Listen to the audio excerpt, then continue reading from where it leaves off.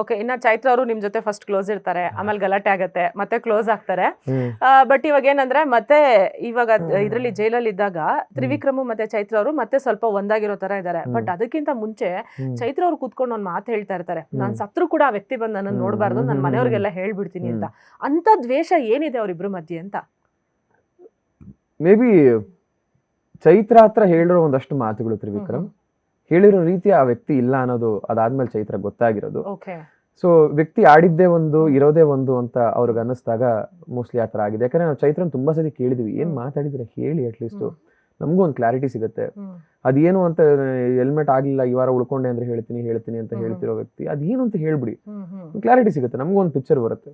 ಇಲ್ಲ ನಾನು ಹೇಳಲ್ಲ, ಹೇಳ್ಬಿಟ್ರೆ ಅವ್ರ ಬಗ್ಗೆ ಬ್ಯಾಕ್ ಬಿಚಿಂಗ್ ಮಾಡ್ದಂಗ ಆಗತ್ತೆ, ನಾನು ಹೇಳಲ್ಲ, ನಾನು ಆಡ್ತಾ ಹೋಗ್ತೀನಿ, ನಾನು ತೋರಿಸ್ತಾ ಹೋಗ್ತೀನಿ ಅಂತ ಹೇಳ್ತಿದ್ರು.